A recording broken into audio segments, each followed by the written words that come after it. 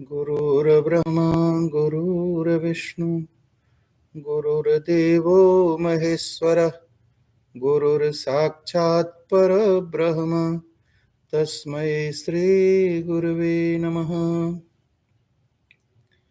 गुरुभ्यो नमः गुरुचरणकमलेभ्यो नमः। रामाय नमः रामभद्राय नमः रामचन्द्राय नमः रघुनाथनाथाय नमः सीतायाः पतये नमः। ओम हनुमते नमः। ओम नमः शिवाय। ओम नमः शिवाय। ओम नमः शिवाय।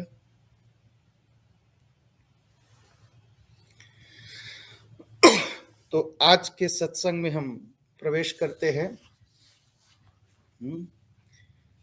कल तो सत्संग नहीं हो पाया, सबको बताना पड़ा कि आज नहीं हो पाएगा, तो पुनः हम लोग जुटे हैं। तो आज के सत्संग का लाभ लेते हैं। श्रीमद् भागवत महापुराण के 11वें स्कंद के 7वें अध्याय में हम लोग हैं, जिसमें भगवान अवधूत की कथा चल रही है। भगवान अवधूत कौन है? दत्तात्रेय जी। दत्तात्रेय जी की भेंट हुई थी राजा यदु से, जो भगवान श्री कृष्ण के पूर्वज थे। यह कथा भगवान श्री कृष्ण उद्धव को सुना रहे हैं, इसलिए इस कथा का नाम है उद्धव गीता। उद्धव जी प्रश्न करते हैं और भगवान श्री कृष्ण उद्धव जी को सुनाते हैं। और भगवान श्री कृष्ण का यह अंतिम वक्तव्य है या अंतिम बातें हैं जो भगवान श्री कृष्ण कहते हैं। पहला तो उन्होंने जो गीता श्रीमद् भगवत गीता के नाम से प्रसिद्ध है, वो कुरुक्षेत्र के मैदान में कहा। और यह जो है इस लोक को छोड़ने से पहले भगवान उद्धव को सुनाते हैं। तो भगवान कहते हैं कि मैं मनुष्य को बहुत ही प्रेम करता हूं। और क्यों प्रेम करता हूं कि बनाए तो जितने संसार के जीव हैं, जो कुछ है हमारे ही बनाए हुए हैं, लेकिन मनुष्य को इसलिए प्रेम करता हूं कि मनुष्य मननशील है और मनुष्य जो है विवेकशील है। एक तो मनन कर सकता है, विवेक है उसके पास अच्छे और बुरे का, और पशु के पास अच्छे या बुरे का विवेक नहीं होता, बुद्धि होती है उसके पास, विवेक नहीं होता। लेकिन हम विवेक को छोड़ देते हैं, पशुवत जीवन जीने लगते हैं। यही इसीलिए हम भी पशु के स्तर पर आ जाते हैं। पशु मतलब जो पास में बधा, जो बधा हुआ है उसे पशु कहते हैं, जो अपने को छुड़ा नहीं सकता।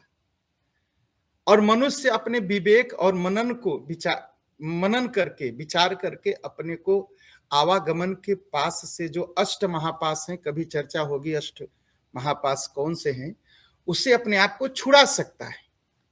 इसीलिए भगवान कहते हैं मैं मनुष्य को बहुत ही प्रेम करता हूं। और इसी प्रसंग में वो भगवान अवधूत की कथा सुनाते हैं कि भगवान अवधूत दत्तात्रेय के कुल जो है 24 शिक्षा गुरु थे। सबसे उन्होंने कुछ न कुछ सीखा है। तो जिससे हम किसी से भी कुछ सीख सकते हैं, लेकिन हमारी दृष्टि क्या होती है, हम तुरंत जो है आ सकते, हम बुराइयां जल्दी सीख लेते हैं। बुराइयां सिखाने के लिए कोई स्कूल थोड़ी है, बुराई लोग ऐसे ही सीख जाते हैं। और अच्छाई सीखने के लिए, पढ़ने के लिए हमें जो है विद्यालय जाना पड़ता है। और बुराई हम ऐसे ही सीख लेते हैं, पिछले कर्मों के नाते हम बुराई सीख लेते हैं, क्योंकि पिछले कर्म की, पिछले जीवन के जो कर्म है उसकी याद हमें है ना, और उसकी आदत है।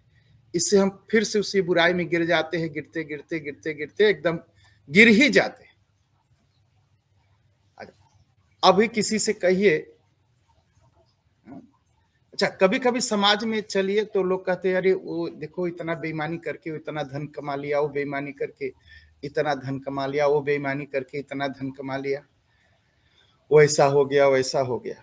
और लोग कभी नहीं सोचते, कभी भी चर्चा भी नहीं करते कि देखो उन्होंने इतना दान कर दिया, उन्होंने मंदिर बना दिया, उन्होंने जो है इतने गरीबों को पढ़ा दिया।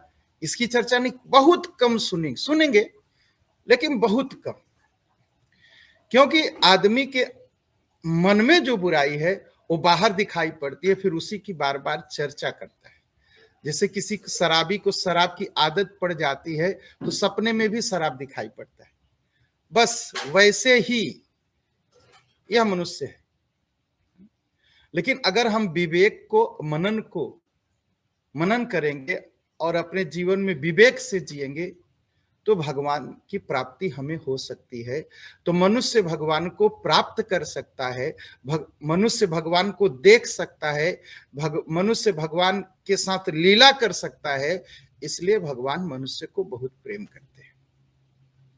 तो जो अवधूत जी हैं भगवान दत्तात्रेय, वो कहते हैं, इसी प्रसंग में कहते हैं, देखो मैंने कुल राजा यदु सुनो, मेरे कुल शिक्षा गुरु कुल 24 लोगों से मैंने शिक्षा ग्रहण की है, और वो जो 24 हैं उनको एक एक करके बताते हैं। और हमने कुछ प्रसंग सुना कि धरती से क्षमा सीखते हैं, पेड़ से दान सीखते हैं, और प्राणवायु से संयम में जीना, संयम में भोजन करना सीखते हैं। और अब जो है आगे जो है वो बताते हैं। देखो आगे जो चर्चा होती है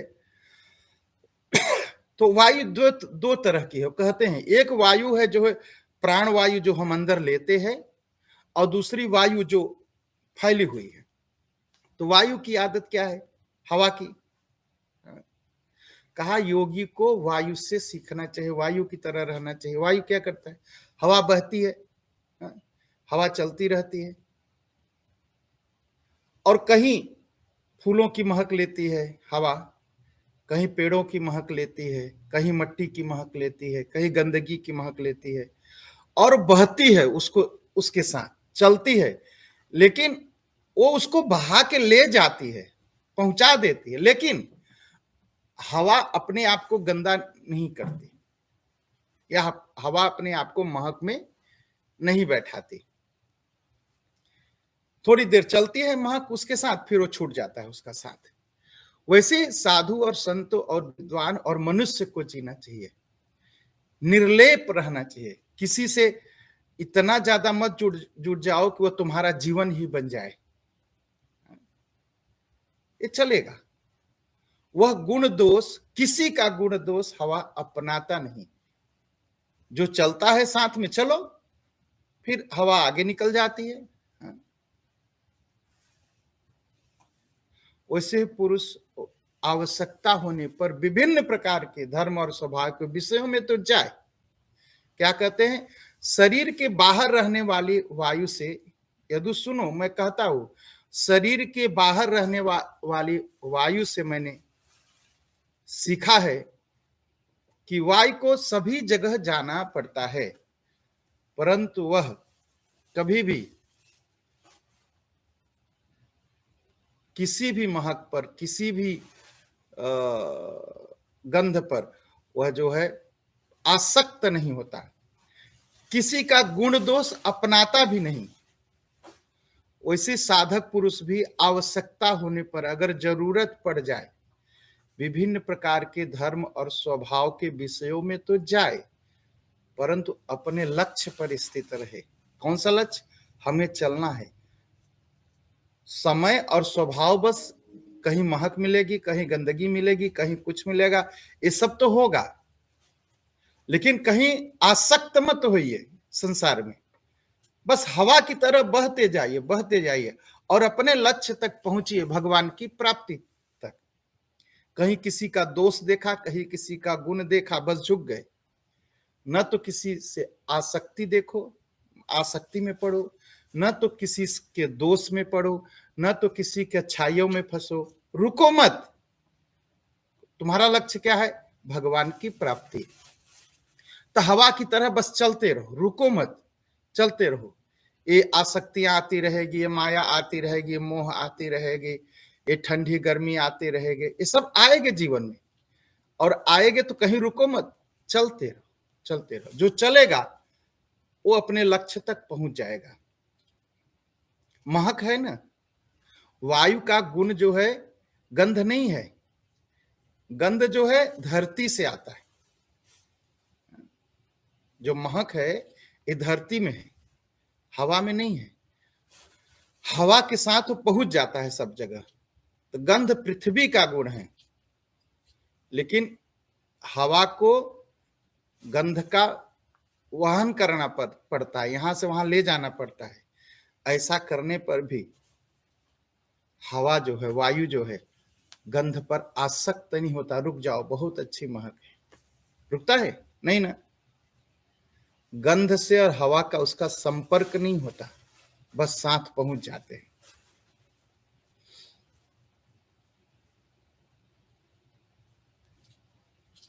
और साधक को भी चाहिए इस शरीर के लिए, जहां तक इस शरीर से संबंध है, ये मानना चाहिए कि संसार के जो संबंध है केवल इस शरीर से है। कोई माता बना, कोई पिता बना, कोई भाई बहन बना, कोई बहन बना, कोई पति बना, कोई पत्नी बना, सारे संबंध इस शरीर से है, आत्मा से नहीं है। इसलिए आगे चलना है, रुकना नहीं। समय, स्वभाव और कर्म के अनुसार जो संबंध बनते हैं उसमें आसक्त मत होइए, बस चलते जाइए, चलते जाइए, रुकिए मत। तो राजा यदु न रुकने का, आसक्त न होने का, यह जो गुण है यह मैंने हवा से सीखा है।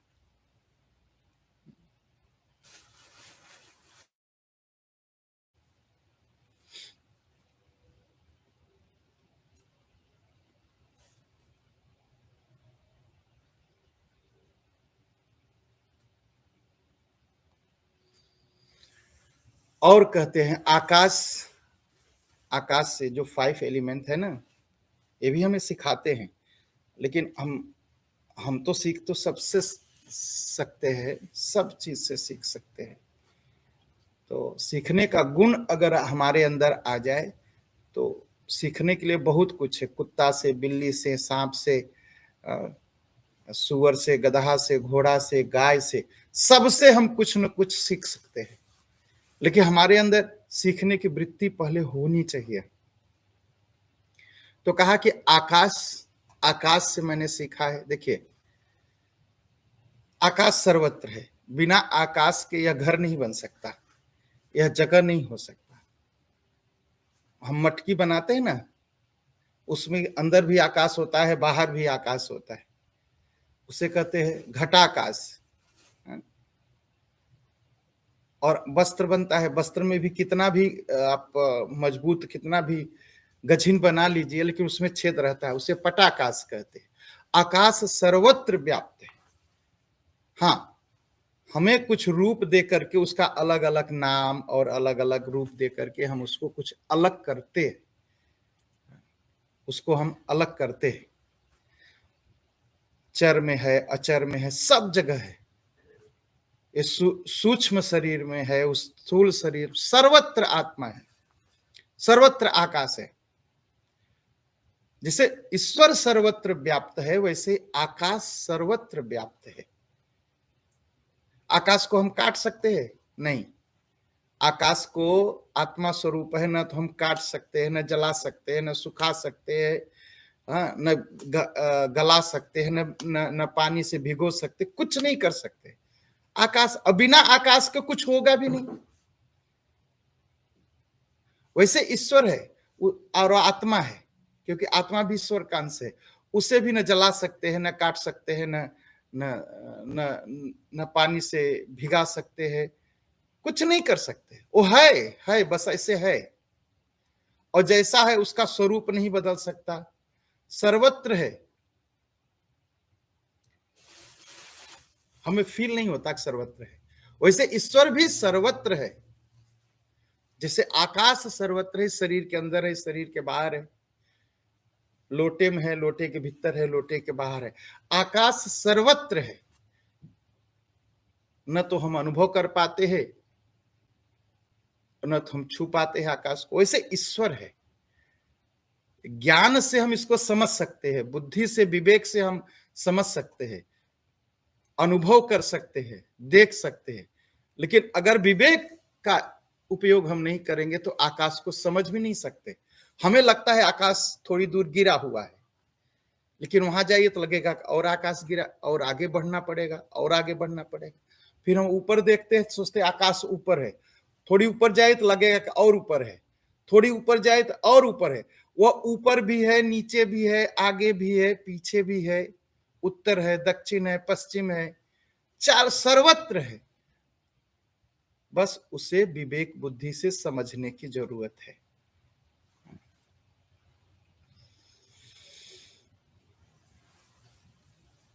इसलिए अपने आत्मा को भी, साधक को क्या चाहिए, जैसे आकाश सर्वत्र है तो ईश्वर भी सर्वत्र है, और यह आत्मा जो है ईश्वर का ही अंश है। ईश्वर अंश जीव अविनाशी, चेतन अमल सहज सुख राशि।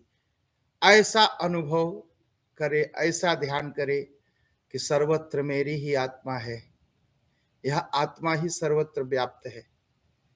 पेड़ में है, पौधा में है, चिड़िया में है, पक्षी में है, जानवर में है, मुझ में है, तुझ में है, सब में है। ऐसी भावना करे। और आकाश क्या है? आकाश और आत्मा, आकाश को आग लगती नहीं, आग जला नहीं सकती। पानी उसे बरसता है लेकिन वो भीज नहीं सकता। अन्न पैदा होते हैं और नष्ट हो जाते हैं। आकाश में देखिए तो बादल दिखाई पड़ते हैं, हवा चलती इधर से उधर चले जाते हैं, सब कुछ होता है, लेकिन आकाश इनसे अछूता रहता है। आग जलाइए तो आकाश में ही आग जल रही ना, लेकिन आकाश अछूता है, उसे उसे आग नहीं छू पाती है, लेकिन है वहां पर, अछूता रहता है।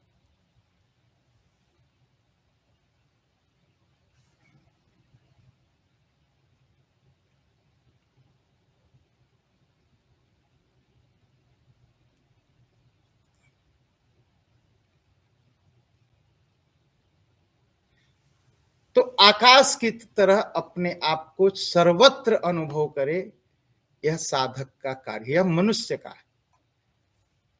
धर्म है। धर्म क्या? अगर ऐसा अनुभव करने लगेगा तो उसका जीवन शुद्ध हो जाएगा। तो मैंने यह आकाश से सीखा, आकाश से शिक्षा ग्रहण की कि सर्वत्र मेरी ही आत्मा सर्वत्र है।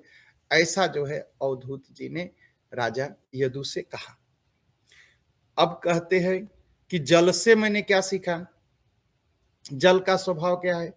स्वच्छ रहना और चिकना होता है थोड़ा सा जल, और पीने पर प्यास बुझाता है, पवित्र करने वाला होता है। गंगा आदि तीर्थों में दर्शन करने, शास्त्र में क्या लिखा है? कहा जल का स्वभाव क्या है? जल का स्वभाव है स्वच्छ। हम गंदे होते हैं, शरीर गंदी होती है, पसीने से महकती है, मट्टी लग जाती है, तो पानी से हम स्नान कर लेते हैं, स्वच्छ बना लेते हैं। शरीर ज्यादा सूखी हो, नहा लिए, थोड़ा चिकना पैर, पीने में मधुर लगता है, स्वच्छ, हाँ? शरीर को पवित्र करता है। और उसमें जो गंगा आदि तीर्थ हैं, उन गंगा आदि का दर्शन करने से ही जीवन पवित्र हो जाता है। गंगा गंगा करके स्नान करिए तो गंगा स्नान का फल मिल जाता है, पाप कट जाते हैं। वैसे ही साधक को शुद्ध होना चाहिए, इतना शुद्ध होना चाहिए कोई अशुद्ध आए तो उसे भी पवित्रता दे दे। और साधक को कैसा? मधुर भाषी होना चाहिए, मीठा बोलना चाहिए। साधक कभी कड़वा नहीं बोलता। और मैंने देखा है जो ज्यादा मंत्र तो जपते हैं ना, बड़ा कड़वा बोलते हैं, इसका मतलब साधक नहीं है। कोई कहे कि मैं मंत्र जपता हूँ, रामायण पढ़ता हूँ, गीता पढ़ता हूँ, ऐसा पढ़ता हूँ, वो करता हूँ, अगर वाणी मीठी नहीं है, इसका मतलब वह साधक नहीं है। साधक का जो पहला परिचय है वो मीठा बोलेगा, मीठा बोलेगा।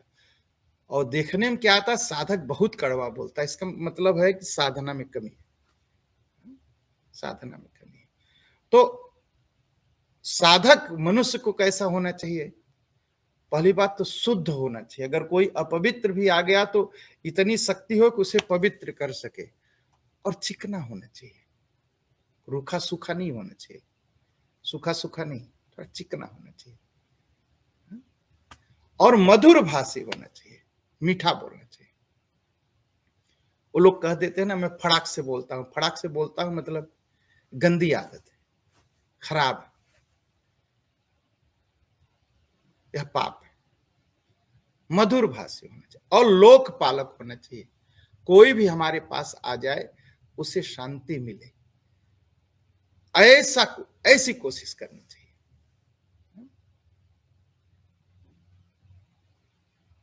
जैसे गंगा आदि तीर्थों का जल दर्शन करने से, स्पर्श करने से, गंगा गंगा आदि करने से ना जीवन पवित्र होता है, वैसे हमारा आपका जीवन हो, कोई मुझे अगर याद करे तो उसे शांति मिले, ऐसा जीवन होना चाहिए।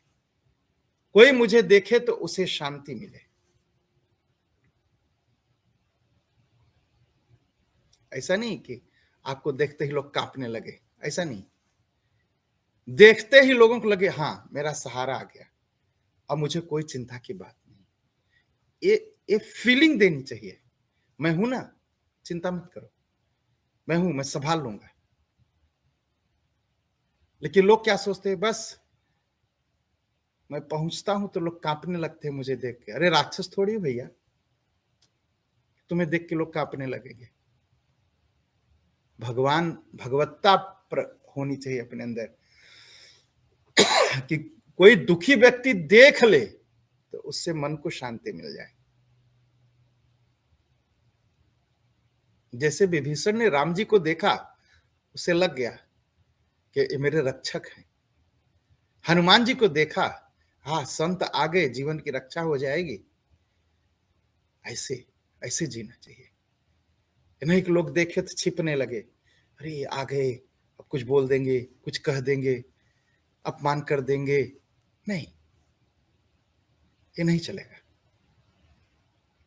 अगर ऐसा कुछ है तो आप साधक कहलाने लायक नहीं, भगवान के भक्त होने लायक नहीं। अगर आपके जीवन में ऐसा है तो मधुर भाषी होना चाहिए। आपको देखने से लोगों को शांति मिले, आपका नाम ले करके लोगों को शांति मिल जाए। जैसे गंगा गंगा कहने से जीवन पवित्र हो जाता है, इस तरह साधक का जीवन होता है। तो कहते हैं, क्या कहते हैं दत्तात्रेय भगवान, कि मैंने यह जल से सीखा है, जल से सीखा है। और कहते हैं, कहा राजन मैंने अग्नि से सीखा है, अग्नि मेरा गुरु है। अग्नि गुरु है, हाँ कहा अग्नि गुरु है। अग्नि में क्या होता है, तेज होता है और ज्योति फैलती है। अग्नि को कोई अपने तेज से दबा सकता है? अग्नि सबसे तेज होती है, कोई दबा नहीं सकता। कुछ जुटाने के लिए, कुछ पाने के लिए कोई बर्तन होता है उसके हाथ में, कोई पात्र ग्रहण नहीं किया, सब कुछ बस अपने पेट में रख ले। अग्नि में कुछ डाल दे, बस अब बर्तन थोड़ी है उसके पास, अग्नि पर तुरंत उसके पेट में चला जाता है। और अग्नि क्या है, अच्छी चीज डाल दीजिए, खराब चीज डाल दीजिए, सब पचाने की शक्ति है और किसी में लिप्त नहीं होता। तो इसे साधक को कैसे रहना चाहिए, साधक को रहना चाहिए तेजस्वी होना चाहिए, तेज। और तेज कैसे प्रकट होगा तेज होगा आपके जीवन में जब आप तपस्या करेंगे। तपस्या से दे दीप्यमान होना चाहिए, चमकते रहना चाहिए, तेज होना चाहिए। और इंद्रियों को जितना जरूरत हो उतना ही देना चाहिए।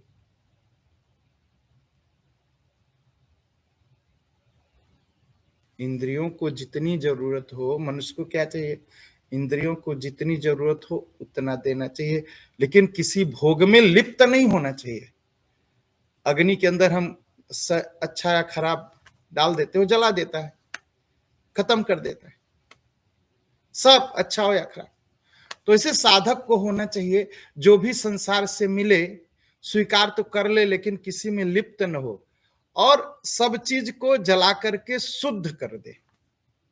अग्नि में कुछ भी डाल दीजिए, वो जला के शुद्ध कर देगी। जब कुछ बर्तन अपवित्र हो जाता है, जैसे अगर कुत्ता किसी बर्तन को चाट ले चाट ले तो कहते हैं उसमें फिर भोजन नहीं करना चाहिए। तो कहा वो पवित्र कैसे होगा? कहा पवित्र तभी होगा जब उसको अग्नि में जलाएंगे। तो अग्नि हर चीज को पवित्र कर देती है। लोहा पवित्र कैसे होता है? लोहा पवित्र तभी होता है जब उसको अग्नि में डाला जाता है। तो पूरी तरह से अग्नि का स्वभाव होना चाहिए, अग्नि से सीखना चाहिए कि जलते रहना है और सबको प्रकाश देना। अग्नि सबको प्रकाश भी देती है, अच्छा या बुरा जो भी मिल जाए सबको स्वीकार कर लेती है, लेकिन किसी में लिप्त नहीं होती अग्नि। जो भी कुछ दोषी मिल जाए, आसपास आ जाए अग्नि के, तो जला करके उसको दोष को समाप्त कर देती है। तो इसे मनुष्य को चाहिए कि हमारे आसपास जो कुछ आ जाए दोषी, उसको जला के खत्म कर दे उसको दोष को, और उसको शुद्ध कर दे। सबको शुद्ध करने की क्षमता प्रकट होनी चाहिए साधक को, मनुष्य को। यह अग्नि से मैंने सीखा है, ऐसा भगवान अवधूत ने कहा। और अग्नि कैसे, लकड़ी में कैसे रहती है अग्नि? छिप के रहती है। पूरा जो जो हौत है, जो लकड़ी है, उसमें अग्नि रहती है ना, लेकिन काट डालिए कहीं दिखाई पड़ेगी नहीं, लेकिन जब उसे घिसेंगे तो उसमें अग्नि प्रकट हो जाएगी, क्योंकि लकड़ी में अग्नि है लेकिन छिप के है। वैसे ही साधक को अग्नि स्वरूप होना चाहिए, लेकिन छिप के रहना चाहिए, प्रकट नहीं करना चाहिए। और आजकल क्या है, हम अपने को दिखाने में लगे रहते हैं, बहुत प्रकट करना चाहते हैं। मैंने ये किया, मैंने वो किया, मैंने ऐसा किया, मैंने वैसा किया, मैंने उसका भला किया, इसका एकदम, बल्कि रेडियो लेके प्रचार करते हैं। साधक को अग्नि की तरह छिप करके रहना चाहिए, गुप्त रूप से साधना करनी चाहिए और सबके कल्याण की कामना करनी चाहिए। और सब जो कुछ अशुभ है जीवन में उसको जला करके समाप्त करना चाहिए, और जो कुछ शुद्ध हो सकता है उसे शुद्ध करने की क्षमता रखनी चाहिए। यह जो है साधक का गुण होना चाहिए।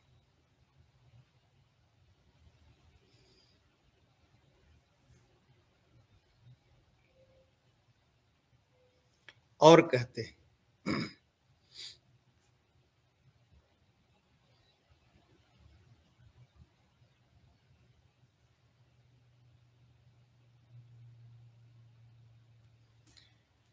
कहते चंद्रमा से मैंने सीखा। चंद्रमा से क्या सीखा? चंद्रमा की कला 15 दिन तक बढ़ती रहती है, फिर 15 दिन घटती रहती है। वैसे साधक को चाहिए, सोचना चाहिए कि ये शरीर पैदा होती है, बालक बनती है, तरुण बनती है, जवान बनती है, प्रौढ़ बनती है, बूढ़ी बनती है, फिर खत्म हो जाती है, और फिर से ये शरीर बनती है, बिगड़ती है। तो यह जो क्रिया है यह शरीर की अवस्था है, बनना और बिगड़ना, बूढ़ा होना, जवान होना, बालक होना, पैदा होना, यह सब सारा कुछ शरीर की ही अवस्था है। यह हमारी अवस्था नहीं है। हमारी आत्मा न बूढ़ी होती है, न जवान होती है, न बच्चा होती है। आत्मा जैसी है वैसी ही रहती है। चंद्रमा बढ़ता है, घटता है, ये जन्म से मृत्यु पर पर्यंत यह सब इस शरीर की अवस्था है। आत्मा का उससे कोई संबंध नहीं, यह चंद्रमा से।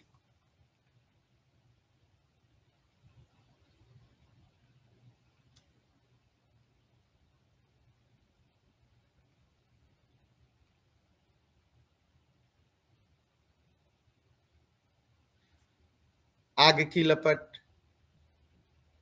पैदा होती है, समाप्त होती है। दीपक कभी तेज से बढ़ता है, कभी धीमा बढ़ता है, कभी बुझ जाता है। वैसे शरीर है, कभी बड़ा होगा, छोटा होगा, टेढ़ा होगा, सोझा होगा। यह जीवन है, यह एक जैसा नहीं रहेगा, यह ऐसे ऐसे ऐसे करता रहेगा। वैसे जैसे चंद्रमा है, कभी तेज चमकता है, कभी कम चमकता है। ये सारी अवस्थाएं जीवन की है, जीवन की है, आत्मा की नहीं, इस शरीर की है, आत्मा की नहीं।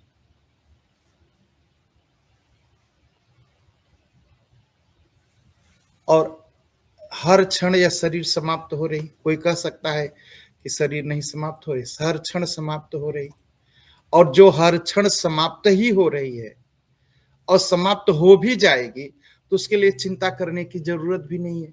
आज समाप्त हुई पर कल दूसरी शरीर मिल जाएगी, लेकिन आत्मा जो है जैसी है वैसी ही रहेगी। इस शरीर का स्वरूप बनेगा, बिगड़ेगा। इस शरीर का जो है कभी सुंदर दिखाई पड़ेगा, कभी बदसूरत दिखाई, ये सब सब कुछ शरीर का है। यह सोचते रहना चाहिए मनुष्य को, साधक को सोचने। चंद्रमा को जब देखे तो सोचे, आज चंद्रमा, आज फॉलोमान है, कल थोड़ा और कम होगा, परसों और कम होगा, ऐसे ऐसे ऐसे रोज कम होता जाएगा। वैसे जीवन है, आज ऐसा है, कल ऐसा नहीं रहेगा, बदल जाएगा, बदल जाएगा। लेकिन आत्मा नहीं बदलेगा। कहा यह बात मैंने चंद्रमा से सीखी है।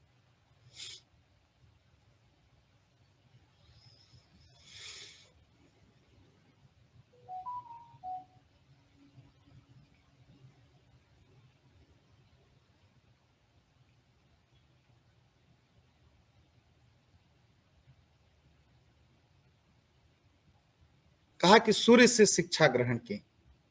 सूर्य क्या करता है? धरती पर जो जल है उसको खींचता है सूर्य, और फिर समय आने पर बरसा देता है, बादल बन के वही जल बरसने लगता है। वैसे ही मनुष्य को या साधक को क्या चाहिए, योगी पुरुष को क्या चाहिए?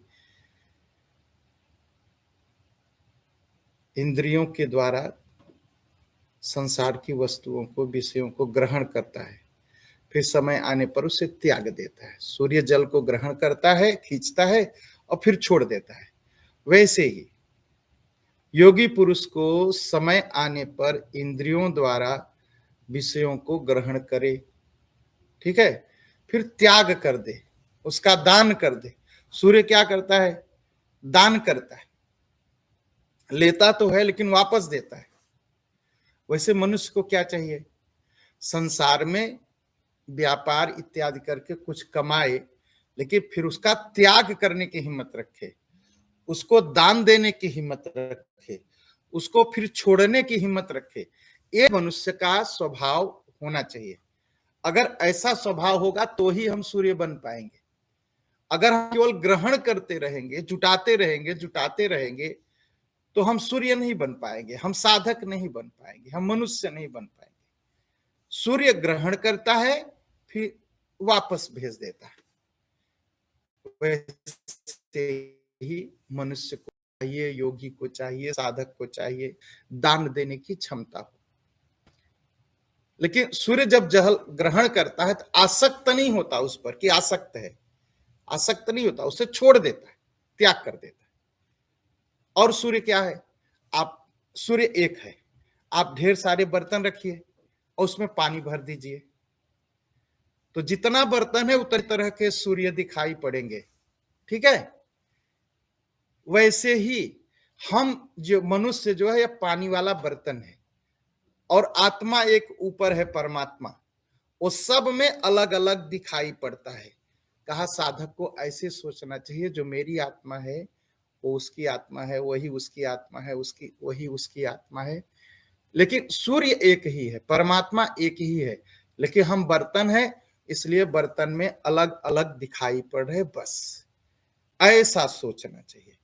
कहा यह जो है ज्ञान, यह शिक्षा मैंने सूर्य से ग्रहण की है, तो सूर्य को भी मैं अपना गुरु मानता हूं।